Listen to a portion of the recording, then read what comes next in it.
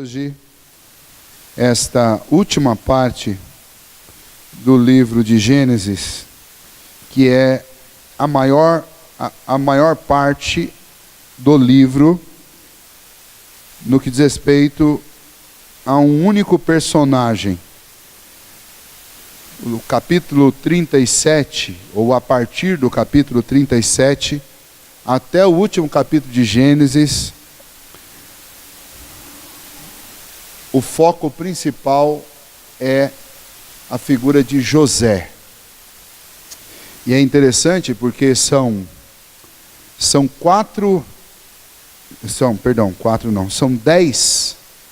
10 gerações que são enfocadas. A 10ª geração, que é a geração de Jacó, ela tem como personagem principal a figura de José. Embora ele tenha muitos irmãos, mas Moisés, que é o organizador e compositor do livro de Gênesis, ele vai gastar esses próximos 13 capítulos falando de um personagem. É o personagem de Gênesis que ganha maior enfoque. Nenhum outro personagem tem 13 capítulos. O maior de todos é esta figura de José. Então, nós devemos considerar que isso é muito importante. Significa não só que Moisés, mas principalmente Deus, queria que nós dessemos uma atenção muito especial para esse personagem aqui. E com certeza é porque nós temos muito a aprender com José e com as circunstâncias que Deus o fez passar. E então eu quero desafiá-los para fazer essa leitura em casa. Você vai gastar aí pouco mais do que uns 20 minutos para ler. São algumas páginas lá da Bíblia, são basicamente 13 páginas da Bíblia que você vai ler, e você vai poder ver a história como um todo. Já foi contada no cinema, você já ouviu quando você fazia escola dominical, na UCP, você já ouviu pregações sobre isso, então não é novidade, ok? Mas nós vamos devagar, porque o nosso tempo é curto e a gente não quer perder nada desse estudo da figura de José. Então vamos hoje ler apenas até o versículo 4, que é o nosso texto para esta noite. Gênesis 37, de 1 a 4. Habitou Jacó na terra das peregrinações de seu pai, na terra de Canaã. Esta é a história de Jacó. Tendo José 17 anos, apacentava os rebanhos com seus irmãos, sendo ainda jovem. Acompanhava os filhos de Bila e os filhos de Zilpa, mulheres de seu pai, e trazia más notícias deles a seu pai. Ora, Israel amava mais a José que a todos os seus filhos, porque era filho da sua velhice, e fez-lhe uma túnica talar de mangas compridas.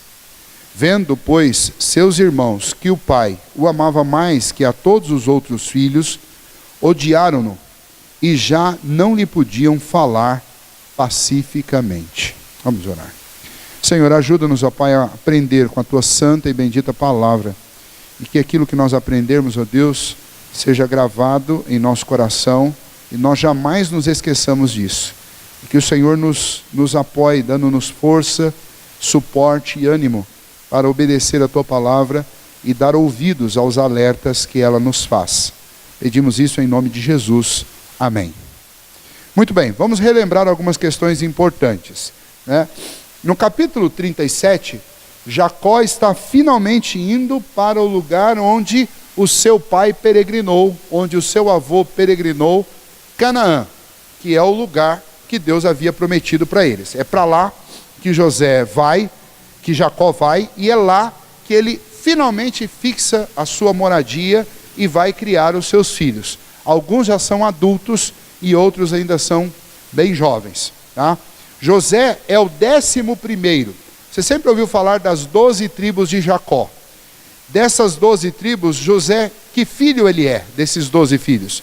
José é o 11º. Depois dele vem Benjamim, que é o último desses filhos. Jacó, lembra que ele é filho de Raquel, tá? E não é por pouco que Jacó vai ter um amor diferenciado por José. Primeiro, porque é um filho esperado de muito tempo, porque durante muito tempo Raquel não pôde lhe dar filhos. Segundo, é o filho da mulher que ele realmente amou desde o começo. E terceiro, aí entram aquelas questões das afeições do coração, e quem tem mais de um filho sabe que a gente ama de maneiras diferentes cada um deles. Eu não tenho, mas tenho os meus afetos, e tenho muitos amigos que têm mais de um filho, e já ouvi, olha, obviamente eu amo os meus filhos, todos eles, mas cada um você tem um tipo de afeição diferente, porque isso leva em consideração a personalidade de cada um, a proximidade de cada um. Tem filho que naturalmente parece um pouco mais próximo da mãe do que do pai, ou vice-versa, ou filho que a gente vê desde pequeno que nasce, parece que voltado para fora da casa, enquanto outros parece que nascem voltado para dentro. Tá? Então, a gente sabe que o que acontece aqui na casa de Jacó não é diferente do que acontece na casa de todo mundo. Tá? Então, nós não vamos começar a tecer críticas aqui a Jacó, não por enquanto, e nem é esse o propósito, tá bom? Mas, lembra que José é o 11º. Quando a família tinha descido lá da região de Siquém, onde Diná tinha sido estuprada, e seus irmãos tinham matado os moradores daquela cidade, eles passaram por Betel, o lugar onde Jacó tinha tido aquela visão, e por fim, ele, por causa da sua família e uma necessidade de acomodá-los melhor, eles ficam ali por perto de Betel, na região de Canaã. Nessa jornada, até chegar lá, eles já tinham visto pelo menos 3 mortes acontecerem na casa. José viu Isaque, o seu avô, morrer. Viu também sua mãe Raquel morrer ao dar à luz a Benoni, que teve o nome mudado pelo próprio Jacó para Benjamim. Tá? Benoni, vocês lembram o significado do nome que Raquel tinha escolhido para o seu filho? Vocês lembram o significado? Benoni, filho da minha dor, porque ele nasce quando Raquel está morrendo. E então José chega e muda o nome. Que nome que José colocou? Benjamim. E vocês lembram o significado do nome Benjamim? Eu preguei no Natal sobre isso. Filho da minha mão direita. Essa era a maneira como Jacó se relacionava com Raquel. Ele tinha várias mulheres, mas só uma era a sua mão direita. Era Raquel. Daí quando Benjamim nasce, ele muda aquele nome, que era um nome de tristeza, né? Que é Benoni, muda para Benjamim, que significa filho da minha mão direita. O detalhe é que Benjamim nasceu exatamente no lugar onde foi construída a cidade de Belém, onde nasce o Senhor Jesus, né? E esses nomes aí, obviamente, eles estão bem conectados e bem associados com a figura de Cristo, e a gente já falou bastante sobre isso lá em Mateus, quando eu estava falando na época do Natal sobre o nascimento de Jesus. Voltando aqui, o início da história então, desta família de Jacó, não mais de Jacó, mas dos seus filhos, é a partir do versículo 2, que nós acabamos de ler. Só para a gente recordar, o capítulo 1 mostra a gênesis do céu e da terra, é a primeira geração, é a geração de todos. Depois, quando nós fomos para o capítulo 5, nós temos a genealogia de Adão. Depois nós pulamos para o capítulo 10, nós temos a geração dos filhos de Noé. Lembram lá quem eram? Sem, Cã e Jafé. Os ocidentais são descendentes de quem? Vou fazer uma prova aqui de tudo agora com vocês. Os ocidentais são descendentes de? Alguém sussurrou aí. Jafé. Lembra que os orientais semitas são os descendentes de Sem. E os cananitas, que em tese foram extintos, embora a gente sabe que muitos não foram, eram os descendentes de Cã. Tá? Lembra que Cã vai para aquela região, que depois o Senhor dá para o seu povo, que é a região de Canaã. Os semitas ficam um pouco mais para o lado de baixo, próximo ao Egito, e os descendentes de Jafé sobem, passam para a Europa, e eles que começam a civilização europeia. E lembra que na profecia que Deus faz através de Noé, diz que Deus engrandeceria os filhos de Jafé mas eles habitariam nas tendas de Sem. Vocês lembram o significado disso, que é muito bonito, né? Significa que, embora os ocidentais se tornem grandes, eles precisam habitar nas tendas de Sem para que eles sejam salvos, porque o Senhor Jesus nasceu nas tendas de Sem, que são os descendentes de Abraão, é o povo de Deus, tá? Então, embora o povo ocidental tenha se tornado grande, mas o povo ocidental não vai ao céu se não passar por dentro da casa de Sem, ok? Então essa é a glória dos semitas, tá? Muito bem, depois nós temos lá em Gênesis 6 a história de Noé, voltando um pouquinho, depois pulamos para Gênesis 11, daí temos a história de Sem, Gênesis 11 também temos a geração de Tera, depois Gênesis 25 a geração de Ismael, depois Gênesis 25 a geração de Isaac, depois Gênesis 36 os descendentes de Esaú e de Jacó, e agora em Gênesis 37 os descendentes de Jacó, mas com enfoque, como eu disse para vocês, o enfoque principal em José. São 13 capítulos falando quase que na totalidade de José e da história que Deus faz através dele. Como que essa história começa? Essa história começa com uma coisa que também acontece na casa de cada um de nós, e é o primeiro ponto para a gente considerar aqui. Essa história começa com uma desavença fraternal, briga entre irmãos. Está aí dos versículos 2 a 4. Briga entre irmãos. Que coisa mais comum do que isso? Bom, Moisés, que está falando com um povo muito grande, famílias de muitos irmãos, ele vai obviamente usar essa história para ir fazendo algumas aplicações a fim de fazer com que aquelas famílias fossem mais cuidadosas para que não sofressem o que a família de Jacó passou. A família de Jacó, vamos lembrar, é uma família misturada. Misturada, porque é um pai, mas você tem filhos de pelo menos 4 mulheres. E é aí que a coisa complica totalmente. E não são poucos filhos. São 12 filhos distribuídos entre muitas esposas, morando dentro de uma mesma tenda, habitando um mesmo lugar, trabalhando no mesmo rebanho, sendo proprietários de uma mesma herança, e a coisa complica. Não significa que filhos de uma família monogâmica tenham menos problema do que filhos de uma família misturada. Filho é filho em qualquer lugar, e relação familiar é difícil em qualquer lugar, seja numa família pura ou numa família misturada, você vai sempre ter estes problemas. Mas eu acredito que quando você está numa família de meio irmãos, a potencialidade desses problemas é muito maior do que quando você está numa família apenas de irmãos por parte de pai e de mãe. E havia pelo menos 2 eventos que são 2 fatores complicadores para o relacionamento dentro daquela família. E os 2 eventos têm a ver com José. A gente sempre ouve falar coisas extraordinárias e maravilhosas de José. Mas o primeiro relato que a Bíblia faz sobre José não é nada de bonito e nada de maravilhoso. Que palavras vocês dão para a descrição que o versículo 2 faz a respeito de uma prática de José? Veja a última frase lá. E trazia más notícias deles a seu pai. Isso é um jeito bonito de dizer. Obviamente, pense, Moisés está escrevendo sobre um grande líder. Ele não podia falar qualquer coisa sobre esse grande líder. Mas se ele fosse escrever um pouquinho menos de eufemismo, ele dizia, e ele fazia fofoca dos irmãos. É isso. É isso que está dizendo no texto. Dizer que os irmãos eram santos, a gente sabe que eles não eram, para serem capazes de fazer o que eles fizeram com José, mas o fato é que José também fazia por merecer aquela indignação, aquela indisposição dos irmãos contra ele. O que José fazia? José ia lá, levava comida, ia trabalhar junto com eles, porque ele era o mais novo, ele era o café com leite, né? Mas ele via o que os irmãos estavam fazendo e vinha para casa, ia lá no ouvido do pai, e contava, e falava más notícias.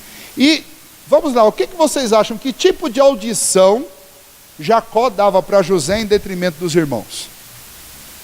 O texto é muito claro, diz que Jacó amava mais a José do que aos outros. Você acha que Jacó ia fazer um teste para ver se José estava falando a verdade, se o que ele falava procedia ou não? É bem provável que não, né? Porque a gente tem uma tendência natural de não fazer nenhum tipo de filtro naquilo que alguém que a gente ama fala, né? Quando a gente não ama, a gente põe todo tipo de filtro possível.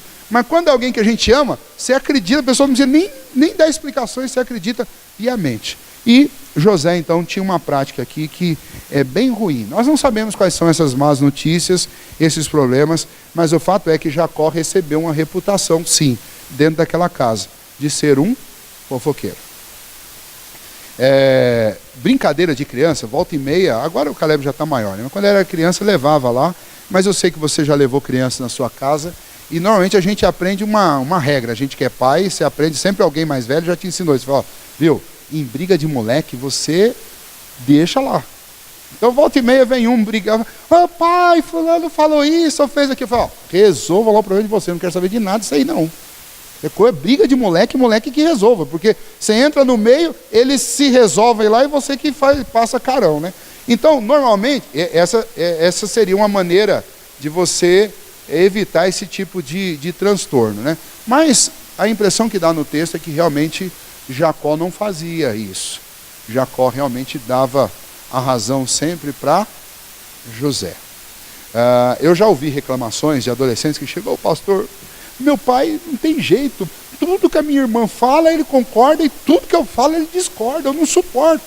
Já ouvi outros filhos que chegam, pastor, meu pai é muito duro comigo. Com o caçula pode fazer tudo, mas eu não posso, eu dou uma piscada, eu já estou tomando varada. E a gente ouve isso, volta e meia por ali, daí você chega com muito cuidado no pai, fala, cuidado, tá, mas a vontade de dar é chegar e falar assim, viu, você precisa ser equilibrado, se você não conseguir tratar com o mínimo de equidade os seus filhos, vai dar problema na casa. Tá? Mas o fato é que nem nós pais somos perfeitos e nem os nossos filhos são, embora a gente ache que é. Mas eles também não são. E está aqui um filho que o pai achava perfeito, mas estava cometendo um pecado, que era o pecado da fofoca. Esse era um problema que era um problema gerado por José. Agora vamos ver o outro problema, o outro fato que acontece, que é um problema gerado por Jacó. Essa coisa de Israel, o texto diz no versículo 3, ora, Israel amava mais a José que a todos os seus filhos. Isso aqui está escrito na Bíblia, palavra inspirada por Deus, quem escreveu isso aqui foi Moisés. E então, não sei como que Moisés tinha essa informação, mas essa informação é informação verdadeira. Ela foi inspirada por Deus. E o texto é claro, isso aqui não é uma acusação contra José, é uma constatação contra Jacó. Israel, que é Jacó, amava mais José que a todos os seus filhos. E ele faz o quê? Ele vai lá e confecciona uma túnica talar para o seu filho. Qual que é o problema com essa roupa? O problema com essa roupa é que é o seguinte, primeiro, José não é o filho mais velho. Quem normalmente recebia esse tipo de presente era o filho mais velho, para simbolizar que ele seria o herdeiro e a segunda pessoa na casa. Depois do seu pai, deveria ser ele. Para ficar claro para todos, o pai fazia isso nas famílias, para mostrar para os outros filhos quem é que ia assumir o comando da casa depois que o pai partisse. Quando Jacó faz isso, ele está cometendo, primeiro, uma injustiça contra Rúben, que é quem deveria ter recebido essa túnica, e segundo, ele está fazendo uma coisa precocemente, ele não está prestes a morrer. Mas ele está se adiantando por causa do amor dele a José, mas ele está provocando uma situação muito ruim, porque José já tinha reputação de fofoqueiro, tinha a audição do seu pai o amava mais do que os outros, e agora, para consumar essa coisa toda, Jacó vai lá e dá a vestimenta do filho, que seria o receptor da bênção e do bastão da família. Aí foi o que bastou para que os seus irmãos... Veja, a gente sempre pensa que os irmãos começaram a odiar José, depois do sonho. Mas não é. O versículo 4 diz que eles já não suportavam ouvi-lo, eles não podiam falar pacificamente com ele. Ou seja, ninguém mais conversava de forma tranquila com José. A conversa deles com José era só na base da pancada, só na base da briga, do grito, da irritação. Como que isso foi acontecer, hein, gente, lá na casa de Jacó? Como que isso foi acontecer? Bom, são duas coisas aqui que aparecem para nós. Uma é fofoca e a outra é tratamento preferencial. Tratamento preferencial. E esse tipo de coisa estraga qualquer relacionamento. Não é só o relacionamento entre pais e filhos. Fofoca estraga relacionamento entre marido e mulher. Fofoca estraga relacionamentos no local de trabalho. Fofoca estraga relacionamentos dentro da família, com os parentes também, não só com os da mesma casa, mas os parentes. Fofoca estraga e acaba com velhas amizades. Não são poucos os casos que pais foram amigos a vida inteira, aí vem os filhos e de repente, por causa de um filho, com o hábito da fofoca, acaba com a amizade dos pais. Fofoca causa problema em igreja, não importa que igreja que seja, pode ser qualquer uma. Se tiver fofoca, vai ter problema.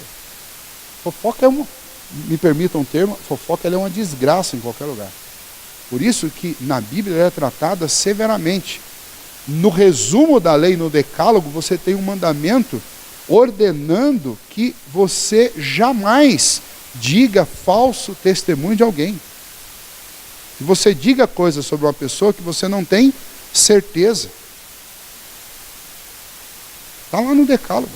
E a partir do decálogo você tem uma série de instruções dentro das Escrituras para que a gente não faça isso.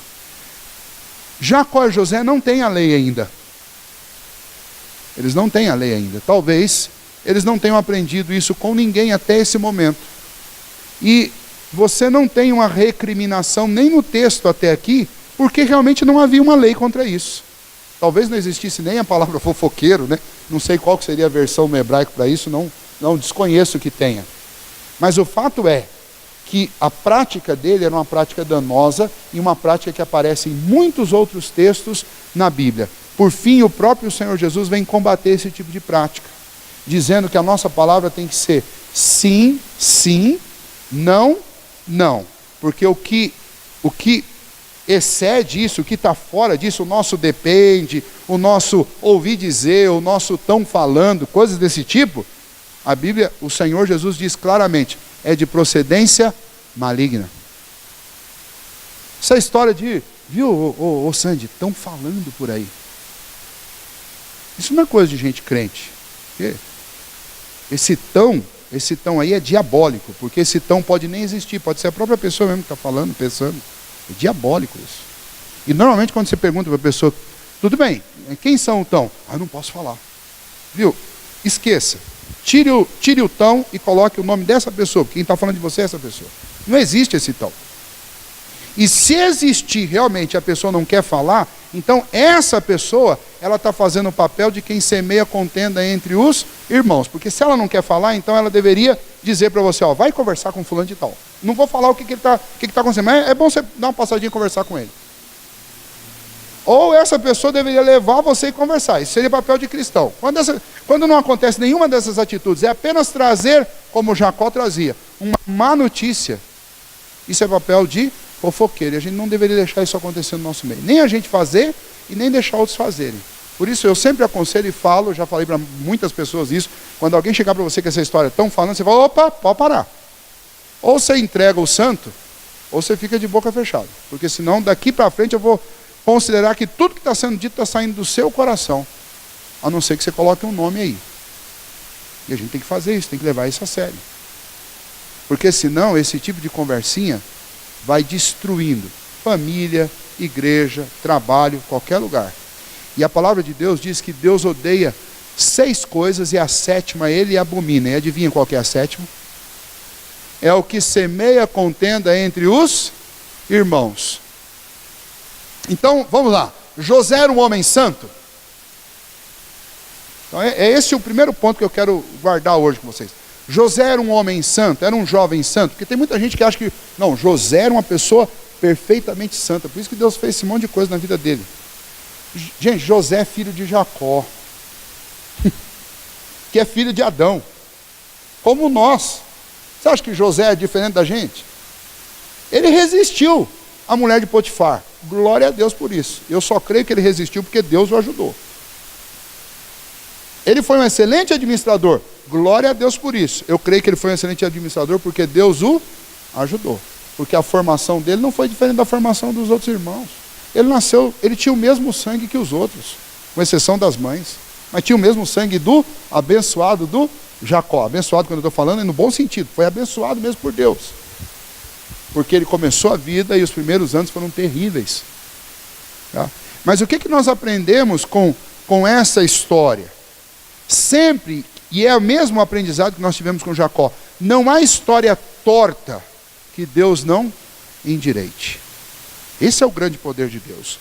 E quando Moisés está escrevendo isso, e dando isso para o povo hebreu, que está peregrinando do Egito para a terra prometida, Jacó está mostrando, o nosso Deus é o Deus que não apenas liberta o povo dele do Egito, mas é o Deus que tem abençoado e tem redimido o povo dele, tem limpado o povo dele, tem ajustado, tem ajeitado o povo dele, tem levantado o povo dele quando o povo cai, e eles não podiam esquecer disso jamais, que eles tinham um Deus que zelava pela vida deles, um Deus que era especialista em desentortar coisa torta, né? De consertar aquilo que estava quebrado, e de fazer de pessoas improváveis, pessoas grandes, pelo poder de Deus. José era um exemplo de alguém improvável. Lembra, é tratado de forma mimada, eu posso afirmar isso pela maneira como Moisés escreve aqui. Os irmãos estão trabalhando, mas ele está em casa, vai indo lá, leva uma comida e volta para casa. Ele não vai lá para o batente junto com os outros irmãos. Ele vai, leva a comida e traz notícia. A tarefa dele era essa tarefa. Recebia uma roupa melhor do que a dos irmãos.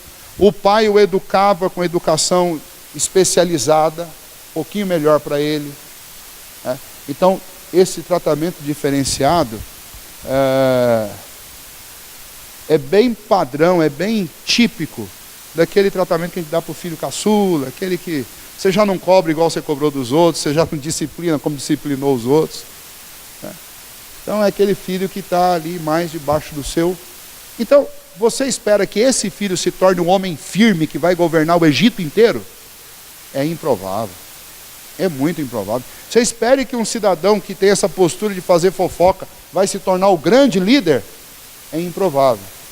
Mas é isso que Deus é, e é isso que Moisés está ensinando para aquele povo. Nosso Deus é um Deus especialista em pegar um povo fraco, como nós somos, e transformar num grande povo. É isso que Deus faz. Não existe gente irreconciliável, não existe caso perdido para Deus. Não tem. E quando a gente lê essas histórias de Gênesis, dessas famílias, a gente fica pensando, gente, mas como é que essa família estava desse jeito? Às vezes a gente enxerga a nossa família, ou às vezes enxerga nessas famílias de Gênesis algo pior do que o que a gente via acontecendo na nossa casa, e fala, meu pai, eu achava que a minha família tinha problema. Mas quando eu comecei a ler sobre a família de Abraão, de Isaac, de Jacó, olha, graças a Deus, Deus tem tido misericórdia da gente, porque é muito problema. Mas, embora tenham todos esses problemas, Deus está cuidando desta família. E Deus está construindo uma nação e um povo através dessa família e das circunstâncias que vão acontecer nesta família.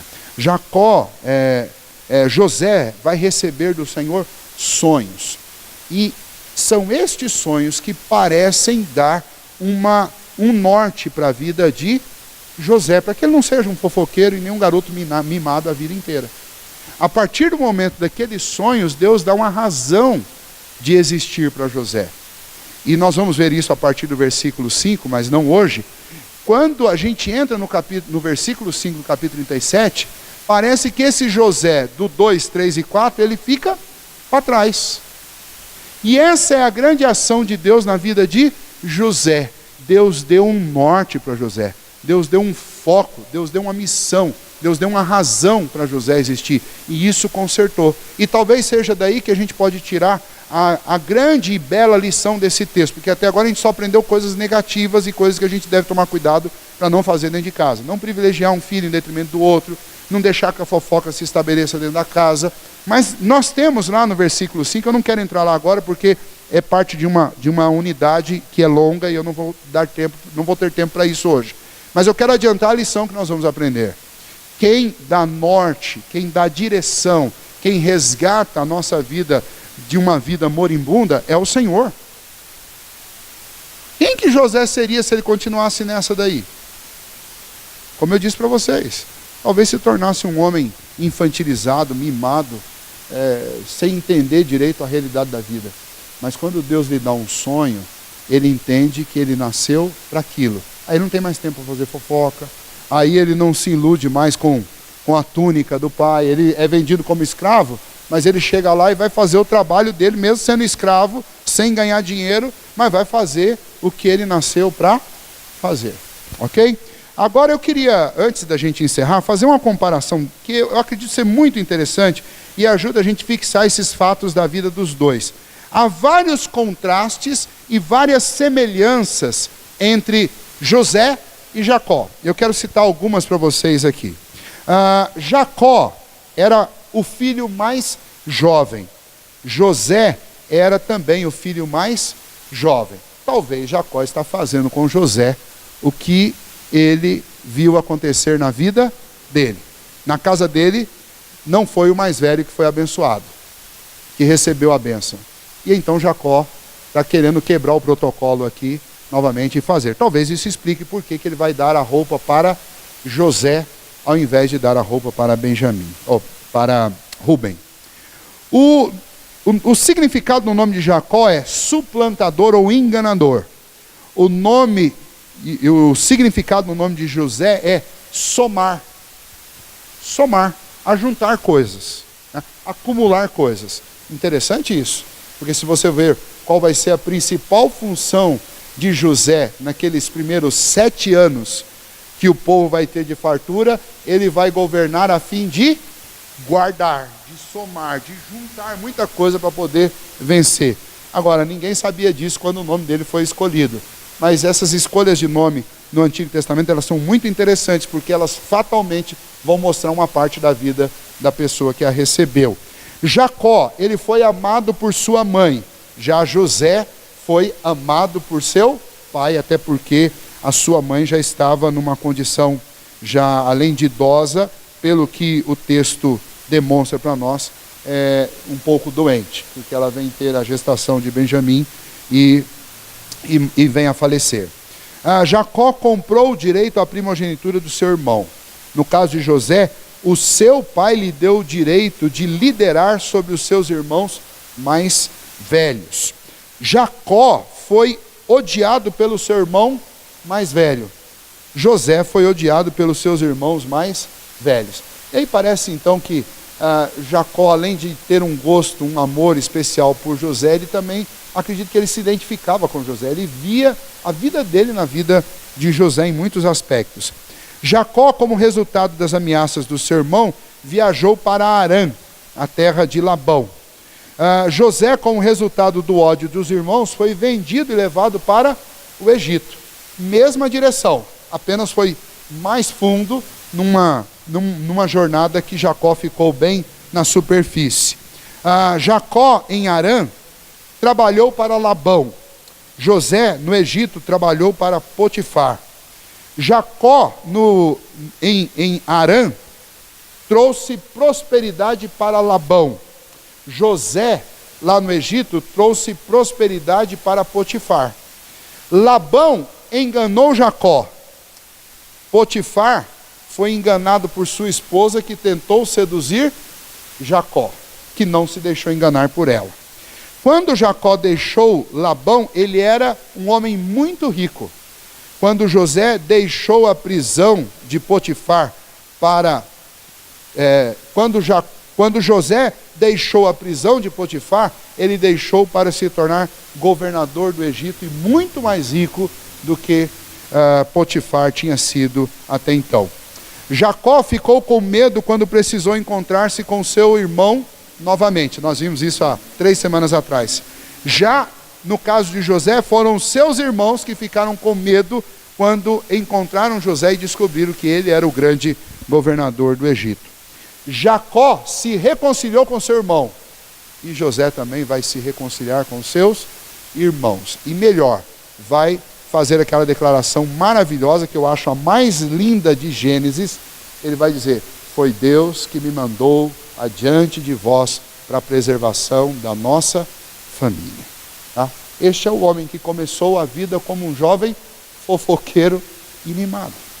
Tá? Então, Jacó também começou muito mal. Jacó começou como o filhinho da mamãe, mimado, filhinho barra de saia, filhinho que enganou, mentiu, mas se tornou o grande príncipe que recebeu o nome do Senhor de Israel, que significa do Senhor, príncipe do Senhor. Então vamos lá, como é que está a nossa vida? Como é que está a sua estrada? Como é que está a sua história? Talvez cheio de altos e baixos, né? Talvez mais baixos do que altos. Como é que estão os seus filhos? Como é que está a sua vida? Como é que está a nossa vida, a nossa família? Eu tenho certeza que quando Moisés escreveu isso, lá entre os hebreus tinha muita família quebrada. Tinha muita família destruída. Tinha muito pai que dizia coisas como a gente diz hoje: acho que eu perdi meu filho já. Não tem mais recurso para o meu filho. Tinha muito filho perdido e odiado lá. Mas Moisés escreveu isso para mostrar que Deus pode consertar tudo isso. Então, qual que é o nosso dever quando a gente lê um texto como esse? Fazer nossa lição de casa para nós que somos pais e para aqueles que ainda vão ser, e tomar muito cuidado com o tipo de tratamento que a gente dá para os nossos filhos. Por mais que eu tenha talvez um pouco mais de afinidade com um do que com o outro, nós temos que ser juízes justos em nossa casa. Nós temos que medir a atenção para que a atenção seja igual para todos.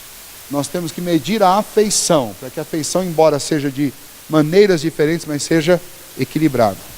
E nós temos que cuidar para que os nossos filhos não cultivem hábitos pecaminosos como a fofoca. Então, por mais que a gente quer mesmo saber quando alguém fez alguma coisa errada, mas quando o filho chega e fala: pai, quem fez foi o fulano. Por um lado ele está te trazendo uma notícia, mas por outro lado ele está sendo um fofoqueiro.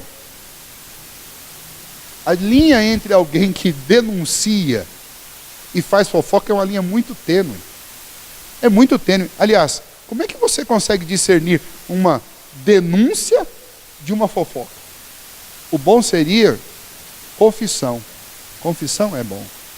Então, eu não tive esse privilégio ainda de ter mais de um filho, quem sabe lá na frente ainda tenha, mas eu penso que o melhor conselho que a gente deve dar para os nossos filhos é: antes de você vir contar alguma coisa para o papai ou para a mamãe do seu irmão, aconselhe o seu irmão para que ele mesmo diga. Chegue para ele e fale assim: eu vou com você lá contar para o papai e para a mamãe, vamos junto, eu vou ficar do seu lado. Se for para apoiar, a gente apoia os dois juntos. A gente tem que ensinar os nossos filhos a agirem assim. Porque se eles agirem na infância assim, quando eles forem adultos, eles vão agir assim também. Tá? Agora, se a gente enobrecer um filho que faz fofoca do outro, você está simplesmente fazendo o quê? Você está criando um fofoqueiro. Criando um fofoqueiro. E aí, a gente tem que sempre tomar cuidado na hora que cria regras, porque para toda regra há uma exceção. Mas, em linhas gerais, a melhor dica é que a gente ensine os nossos filhos a serem amigos uns dos outros. E que ambos nos respeitem. Porque não adianta você trazer um filho mais próximo de você e perder o outro. Né? E eu vejo isso acontecendo em muitas casas. Às vezes vem aconselhar com a gente fala: mas o que aconteceu? Sempre foi assim. Eu sempre fui mais apegado com os meus pais e ele sempre foi mais distante. Não é sempre foi mais distante. Ele nasceu do mesmo útero. Como assim foi sempre mais distante? Alguma coisa deve ter acontecido ao longo dessa estrada que foi aumentando essa distância. Então, a gente tem que fazer a lição de casa. A primeira delas é para a gente que é pai, a gente precisa sempre tentar ao máximo ser equilibrado. Elogiou um, acha alguma coisa para elogiar no outro também. Essa coisa de disciplina é um negócio que eu aprendi uma coisa, eu não sei como é que a Josiane faz com os dois lá, mas lá em casa nós apanhamos para valer poucas vezes. Mas teve uma que eu não esqueço, que é um filme que passa na minha cabeça, porque foi um negócio extraordinário. Né? Meu pai morava do lado da casa do irmão dele. Então eu tinha um tio e tinha dois primos do lado da minha casa. Na mesma idade, minha e da minha irmã. E a gente morava em Ariquemes, uma cidade que não tinha um pingo de asfalto na época, as ruas eram de terra. E teve um dia que os nossos pais saíram, eles foram fazer compra juntos. E a gente ficou lá e choveu. E fez um barrinho, aquela chuva curta, que só serve para fazer uma laminha, fez uma laminha bem fininha assim na frente de casa. E juntou um pouquinho de água, mas dava para você vir de longe assim, ó. E você pisava naquilo, parecia um foguete. Fá! Bastou que o primeiro, não me pergunte quem foi o primeiro, porque eu não lembro de fato, não sei. O pessoal fala que fui eu acho que não foi, eu acho que foi meu primo, né? Então, mas alguém começou a brincadeira, eu não sei, eu tinha uma amnésia sobre esse assunto, não sei quem foi. Mas o problema maior não foi esse, porque a gente estava lá com a roupa, sujou. O problema é que na minha casa, minha mãe tinha lavado e tinham lençóis, estavam colocados assim. E em algum momento a gente saiu correndo e a gente bateu naqueles lençóis que ficou o desenho do corpo. Imagine isso, e a gente nem se deu conta, né? Os pais chegaram, quando chegaram foi uma conversa muito rápida entre minha mãe e minha tia, e elas juntaram os quatro, não, vem cá os quatro, pode vir. Vem, tinha um banheiro assim, e a gente formou uma fila e começou do menor para o maior. Então era assim, entrava para dentro do banheiro, porque a mãe fazia questão de lavar, com uma escova, lembra aquela escova Condor, cabo de madeira? A escova Condor e varada. Então o nego entrava lá para dentro, você ficava do lado de fora só ouvindo os gritos e as escovadas.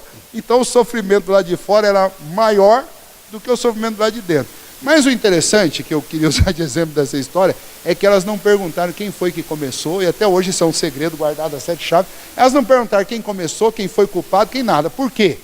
Porque ali é o seguinte, 4 moleques em casa, não vem com essa que tem um mais culpado que o outro, porque todos são culpados igualmente. Então não foi perguntar. Né? E até hoje minha irmã reclama, né? Eu fui injustiçada porque eu não fiz nada, porque eu sou mulher, os meninos que fizeram e tal. Não, menino em casa. Aconteceu, disciplina para todo mundo. Tem. Então assim, esses eram as metodologias, né? Eu já vi gente contando de quando tinha um doce tinha que dividir entre 2 irmãos. Então a faca ficava na mão de um e a escolha do primeiro pedaço era do outro. Então o camarada ia lá e colocava uma régua para cortar certo, porque ele não ia escolher primeiro. Se ele cortasse um pedaço maior, o outro ficava. Então você é pai, você tem sua família, você deve ter os seus mecanismos aí para gerar equidade dentro da sua casa. Mas lembra da família de Jacó, porque a gente lembra desses personagens. O grande patriarca Jacó, teve problema na casa dele? Teve. E o problema foi por quê? Foi por causa de desequilíbrio na atenção e no amor. E a gente tem que tomar cuidado, porque se tiver desequilíbrio na nossa casa, nós vamos ter problema também. Aconteceu o problema, como é que eu resolvo? Eu resolvo tentando o máximo ser equilibrado, mas principalmente eu resolvo isso pedindo ao Senhor, que se por alguma ação minha, o meu filho está perdendo o estímulo, está perdendo a razão, está se tornando, está se desviando para algum lado, nós devemos pedir ao Senhor, fazer como Jó. Lembram que Jó fazia? Jó oferecia sacrifício ao Senhor, intercedia pelos seus filhos, porque ele sabia que ainda que ele estragasse um filho dele, Deus podia consertar. E é essa lição que nós pais devemos guardar no nosso coração. Ainda que nós também somos pecaminosos, nós somos falhos, nós devemos, ainda que alguma coisa que eu faça possa torcer de alguma maneira o caráter do meu filho, eu devo interceder a Deus, não só que me conserte, mas que Deus não deixe que o meu filho se desvie por causa de uma falha minha. Eu não sei se Jacó fez esse tipo de oração, acredito que deve ter feito, principalmente depois de saber que perdeu seu filho. Mas eu sei que todos nós devemos fazer isso, pedir para Deus, Senhor, nos ajude. Uma outra aplicação que eu queria fazer para esse texto na nossa vida é que todos nós temos irmãos, com exceção daqueles que são filhos únicos, mas ainda quem é filho único ainda tem um cunhado, ainda pelo menos, um cunhado não, tem um primo, né? Vai ter um primo lá em algum lugar, né? Vai ter alguém próximo. Todos nós podemos ao longo da nossa vida acabar criando estigmas com parentes ou com irmãos. A história de José e a história de Jacó são exemplares para nós para dizer o seguinte: ainda que demore, tem que chegar um dia na sua vida que você tem que pôr um ponto final nisso. Nós estudamos aqui, lembra de Jacó?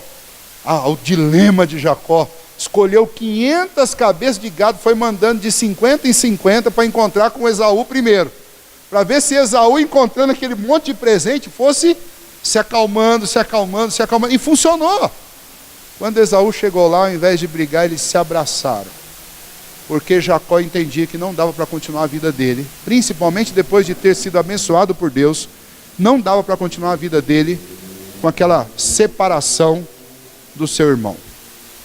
Eu não sei como que está a realidade da vida de cada um de vocês, mas eu sei que todos nós temos parentes, e parente não é fácil.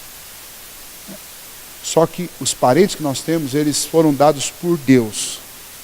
E se nós queremos a bênção de Deus para a vida dos nossos filhos, nós temos que começar a gente dando exemplo. Então nós temos que nos reconciliar. Tem problema lá com a sogra, com o sogro, tem problema com o irmão, com a irmã, tem problema com o cunhado, tem problema com o primo. Nós, como cristãos, temos a obrigação, e até por uma questão de fé, se nós queremos que Deus conserta, por que não consertar o meu relacionamento com o meu irmão, com a minha irmã, com alguém que eu deixei para trás? Então esse texto é um texto que fala sobre isso, sobre a gente reconciliar as nossas famílias. Ah, mas ele não quer saber. Tudo bem que ele não quer saber, começa a orar por ele. Dê o primeiro passo. Lembra dos 50 presentes, dos 500 presentes de Esaú, de Jacó. Olha, não me recebe, eu vou mandar flor para ele. Já pensou que coisa engraçada? 2 homens, um mandando flor para o outro. Esse negócio está bem estranho, né? Não, mas eu sei que o cara é homem mesmo, né? Está lá na casa. Por que ele me mandou uma flor? Uma flor é uma ferramenta fantástica, porque o cara vai ficar curioso para saber por que você mandou uma flor para ele. Teve um professor meu lá no mestrado, que a mãe dele ficou viúva e casou de novo. E nesse segundo casamento, o homem que ela casou era um homem ateu. Ateu.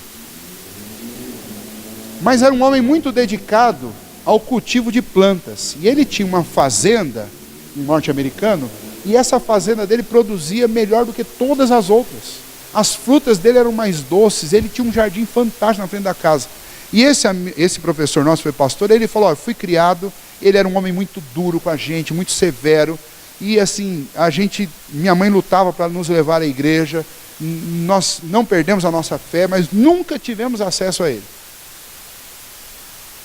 Ele falou, até um dia que eu estava pregando num texto, falando sobre Deus, o grande cultivador, mostrando a criação e tudo. E quando eu estava falando isso, eu falei assim, viu, qual que é a pessoa que mais se parece com Deus que eu conheço? Eu falei, por incrível que pareça, é o meu padrasto ateu. Porque ele está o tempo inteiro cultivando coisas, plantando coisas. Aonde ele acha um espacinho, ele vai lá e planta alguma coisa. Ele falou, não é possível, que esse tipo de informação tem que servir para alguma coisa. Aí ele foi e começou a procurar nas livrarias livros sobre cultivo de flor e cultivo de um monte de coisa. Comprou um monte de livro daquele, comprou um monte de semente e foi passar umas férias na casa da mãe e do padrasto. Já era pastor, já tinha filhos. E ele chegou para lá e falou assim, eu preciso conhecer um pouquinho mais sobre cultivar coisas. Eu comprei uns livros, mas eu não sei. Ler um papel é fácil. Eu comprei livro, comprei semente. Tem como você me ajudar? E aí o homem virou outra pessoa. Falou, não, te ajudo. Eu vou separar um espaço que vai ser o seu jardim e nós vamos plantar junto. E começaram a trabalhar junto. E aí o pai começou a perguntar para ele, viu? Mas, o padrasto, né? De onde surgiu esse interesse? Qual foi? E ele falou, quando o padrasto perguntou isso para ele, ele falou, ele sentiu que aquele era um momento que Deus tinha preparado para ele falar. E aí ele começou falando, ele falou, você sabia que na Bíblia Deus é descrito como um grande construtor, como um grande cultivador? E eu estava falando sobre isso para a igreja, eu me envergonhei, por quê? Porque eu não faço nada disso. E aí passou para mim, qual é a pessoa que eu diria assim, qual é a pessoa mais parecida com Deus que eu conheço? E ele falou, e é você. E quando ele falou isso, disse que esse homem desabou. E ele falou, olha, as tuas frutas são melhores do que as dos outros, as tuas plantas são mais viçosas do que as dos outros. Não é possível. Realmente você é a pessoa que mais se parece com Deus. E aí ele começou a chorar e ele falou assim, você sabe que eu sempre quis saber por que As pessoas chegam e me elogiam e falam que o meu jardim é mais bonito que o deles. Por que as minhas frutas são mais doces? E nunca ninguém me deu uma resposta, e eu nunca achei uma resposta justa para isso. Mas hoje você falou uma coisa que realmente respondeu a minha pergunta. Você disse que eu sou parecido com esse seu Deus. Você pode me apresentá-lo, que agora eu quero conhecer. E foi assim que aconteceu a conversão. Um relacionamento, eles já tinha, quando isso aconteceu, já tinha cerca de 18 anos que a mãe dele tinha se casado de novo. E que eles dois tinham um péssimo relacionamento, ele chegou até a apanhar desse padrasto, um pouco antes dele sair de casa. Mas, como um cristão, ele nunca perdeu de vista que ele precisava de duas coisas. Uma era reatar os laços com o padrasto, e a outra era evangelizar o padrasto, porque o padrasto também precisava da mesma salvação que ele tinha. E eu estou contando isso para vocês porque o exemplo da casa de Jacó e depois da casa de José é o exemplo que, por mais que a gente caminhe muito tempo longe dos nossos parentes, mas nós não podemos perder de vista buscá-los, nos reconciliar com eles, e principalmente, se eles não forem crentes, nós precisamos levar Jesus para eles. Porque esse Deus não conserta só a nossa família. Seria egoísmo nós pensar que Deus vai consertar só a minha, porque sou crente. Não, esse Deus é o Deus que conserta qualquer família, não importa o quão quebrada ela esteja. Então não posso perder isso de vista, ok? E por último, quando a gente olha para esse texto e olha para a maneira como Deus começa a trabalhar na vida desta família, a gente tem sempre que considerar o seguinte: essa família era a família abençoada por Deus, a família que recebeu a herança que foi feita a Abraão, que passou a Isaac, que passou a Jacó e agora vai passar a José. Tem uma lição muito importante que eu já repeti aqui várias vezes, vou repetir hoje de novo. O fato de nós sermos uma família de Deus não nos livra de passar por lutas e tribulações. Jacó passou, Isaac passou, Abraão passou e agora José vai passar. E não vão ser poucas, vão ser muitas. E se eles passaram, nós também podemos muito bem estar passando ou ainda vamos passar. Mas daí a gente precisa lembrar de um texto muito bonito, que é um texto do apóstolo Paulo, a carta aos Efésios, no capítulo 3, ele ora por uma igreja que está sendo atribulada e provada. E ele ora e pede ao Senhor, dizendo: portanto me ponho de joelhos diante do meu Deus. E começa a suplicar. E o pedido dele são basicamente em duas áreas. O primeiro pedido é que aqueles crentes pudessem compreender a altura, a profundidade, o comprimento, a largura do amor de Deus por eles. O que Paulo está pedindo é que eles não duvidem do teu amor no meio do fogo da provação. Eles não duvidem que o Senhor os ama, mesmo que o Senhor permita que eles passem por isso. Porque o amor do Senhor vai além do nosso entendimento. Eu não consigo entender esse amor. É por isso que muitas vezes eu passo por lutas e fica na minha cabeça lá martelando: será que Deus me ama? Será que Deus me ama? Ele me ama, mas Ele me ama numa profundidade tão grande, numa magnitude tão grande, que Ele vai fazer na minha vida algumas coisas que eu não vou compreender, porque Ele sabe que são necessárias. Um exemplo bem pequenininho disso é o que a gente faz com os nossos filhos, quando a gente disciplina e eles nem sabem, nem entendem muito direito por que a gente está sendo tão severo, mas é porque a gente está olhando lá na frente e sabe que eles precisam disso agora. E o outro aspecto da oração é quando ele conclui dizendo: aquele que é poderoso para fazer infinitamente mais do que tudo quanto pedimos ou pensamos, conforme o seu poder que opera em nós. É para que aqueles crentes também soubessem que, ainda que os problemas deles fossem difíceis e insolúveis, o fato de estar passando por problema não é porque Deus não tem poder para livrar. Porque Paulo queria que eles soubessem que Deus tinha poder para fazer infinitamente mais do que tudo quanto eles pediam ou imaginavam, ou pensavam. Então vejam só, e por que Deus não fez ainda? Não é por falta de poder e nem por falta de amor. É isso que Paulo está pedindo para aquela igreja. Que eles aprendam isso. E se eles estão tendo dificuldades, se eles não resolveram os problemas, se Deus não os livrou ainda, não é porque Deus não ama e nem é porque Deus não tem poder. Deus os ama sim, muito mais do que a gente imagina, e Deus tem poder, muito mais do que a gente imagina. Mas Deus está realizando uma boa obra em cada um de nós. E então, tem tempo, viu? Tem tempo. Florzinha, né? Floriza. Tem tempo, Florisa, para as coisas acontecerem. Não é na hora que a gente quer. É na hora que Deus quer. Por amor e por causa do poder dele. Ok? Então, a gente passa por dificuldade em casa, como Jacó passou na casa dele, como José passou. Não é porque Deus está amando pouco ou porque Deus tem pouco poder. Não, é porque Deus tem um propósito. José lá no final descobriu qual era o propósito. O propósito era a preservação da família. Então a gente não pode duvidar. Lá na frente a gente vai entender por que de todas essas dificuldades. E que Deus nos ajude a ter fé e perseverança para que lá na frente a gente possa dizer como José: foi Deus que fez isso. Foi Deus que fez a gente passar por esse deserto para a preservação da nossa família. Amém? Então esse é o comecinho da história de José, já tem bastante coisa para a gente aprender. Semana que vem a gente entra a partir do versículo 5, daí a gente vai dar uma caminhada boa. Vamos pelo menos até o final lá da situação na casa de Potifar, na semana que vem. Do primeiro sonho até a casa de Potifar, é o que nós vamos estudar. Ok? Fechem os olhos, vamos agradecer a Deus. Senhor, muito obrigado por esta noite e pelo que podemos estudar da Tua Palavra. Podemos perceber, ó Deus, que as famílias do Senhor, desde os tempos antigos, registradas na Bíblia, não eram famílias diferentes das nossas. E eles já conviviam com problemas muito parecidos com os nossos hoje.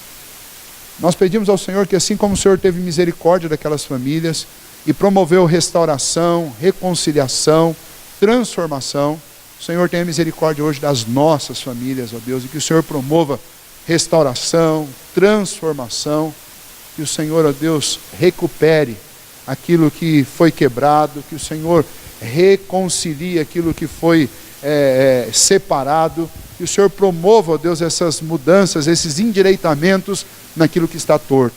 Sabemos, ó Deus, que o Senhor nos ama, porque a Tua Palavra diz isso, e sabemos que o Senhor tem poder para fazer muito mais do que o que pedimos ou pensamos.